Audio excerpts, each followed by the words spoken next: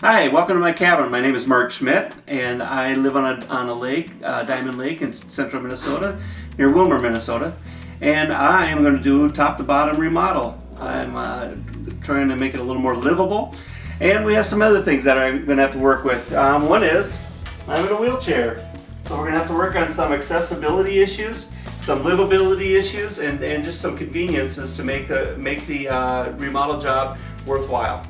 One of the areas I really wanted to work on was bringing the lake into the house, the lake view, and I'm going to do that by opening up the lake side of the house. I'm going to be replacing big windows with patio doors that people can move in and out.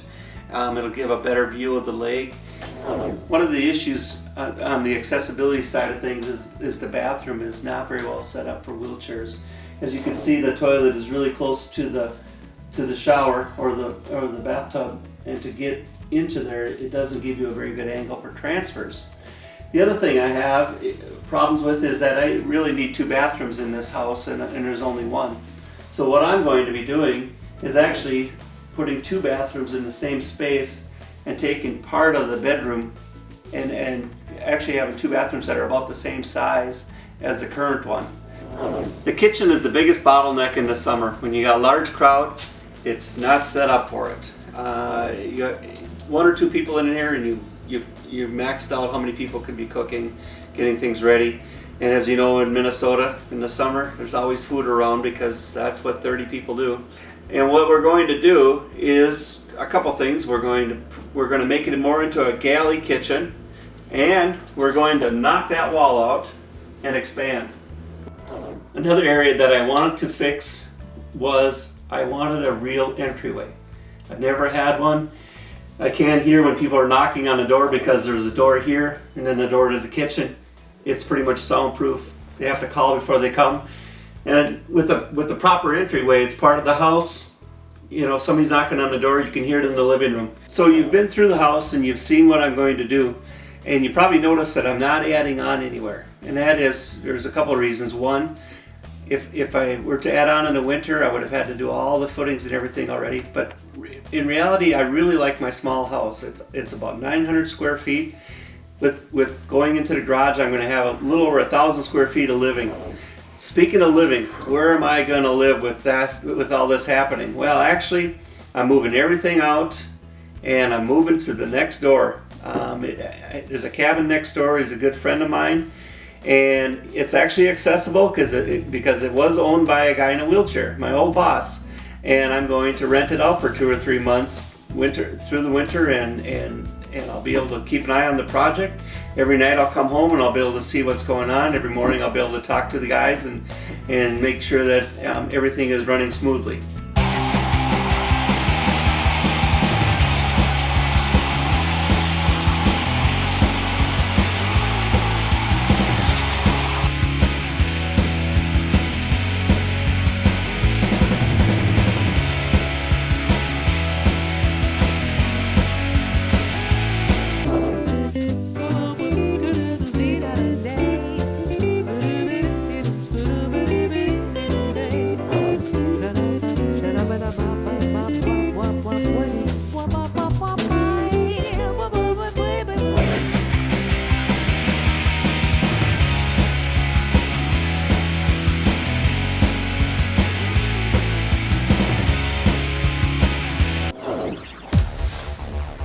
Welcome back.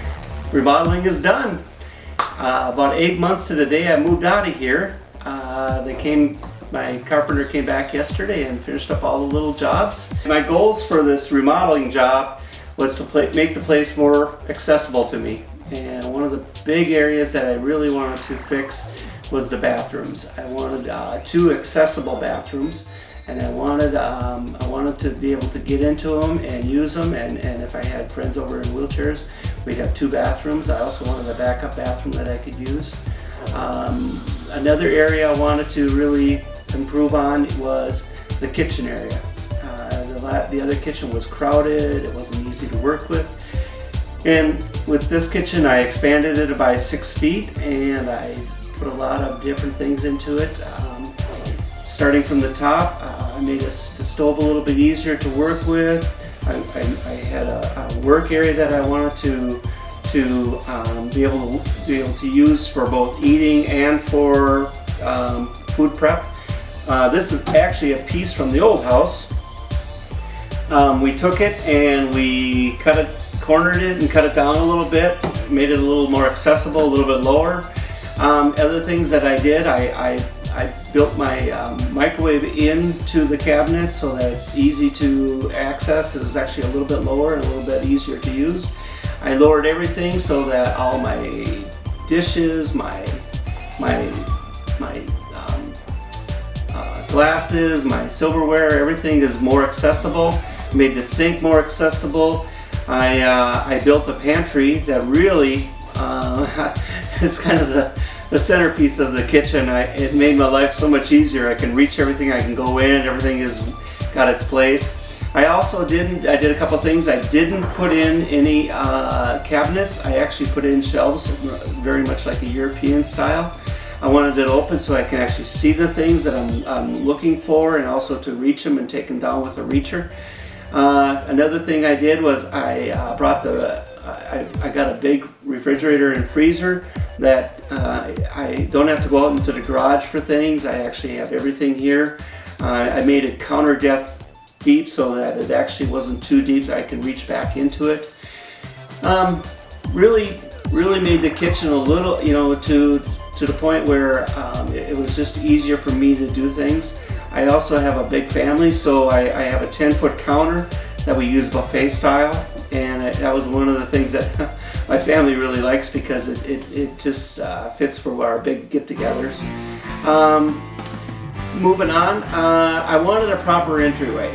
Before we had to go through the garage, I never heard anybody knocking on the door, so a lot of people came by, didn't think I was home, and now I put a proper entryway where I can actually go in and out of and come right into the house, and just made it easier access to the outside.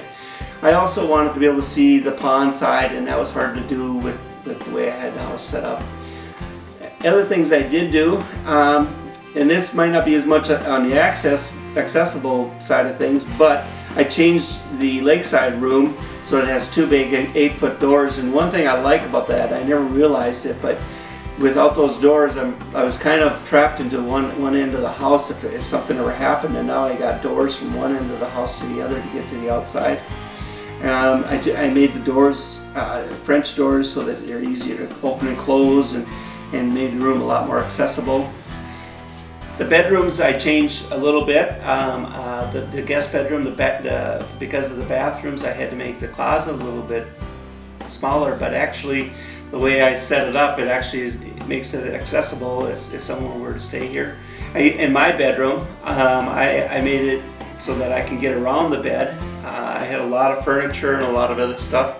Now the bed's easy to go from one end of the room to the other, and just a lot easier to use. And my bathroom is connected to my bedroom, so I have one bathroom that's actually I consider mine, but it can be used by others. When we got get-togethers.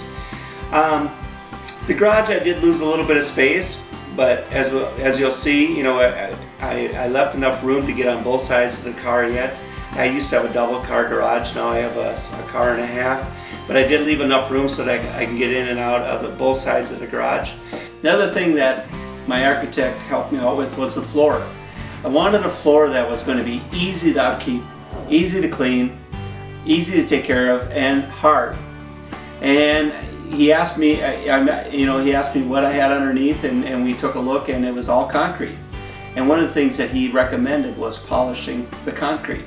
So we polished it. We put some dye down so it actually has a nice saddle brown look with pinstripe that looks like it looks like it's tiled.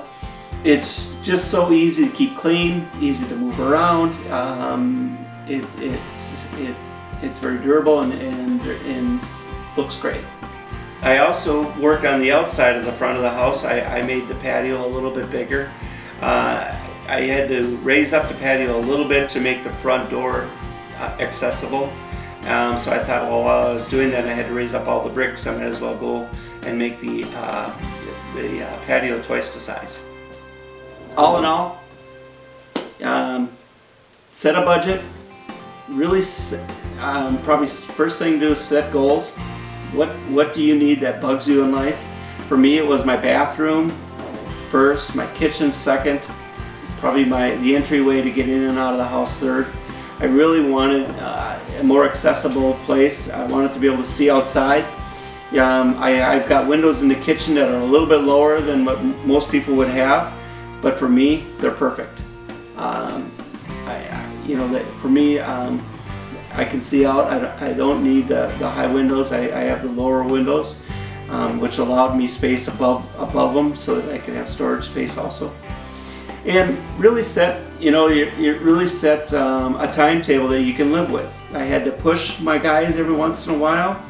I had to call them up at 7 in the morning and say, "Are you going to be there?" And if they weren't, "When are you going to be there?" And it worked out terrifically. We got along great.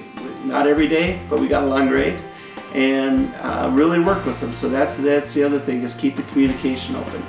They can't read your mind, so if they ask you a question, you got to ask them 3 questions back, because you really want to know what they're asking you.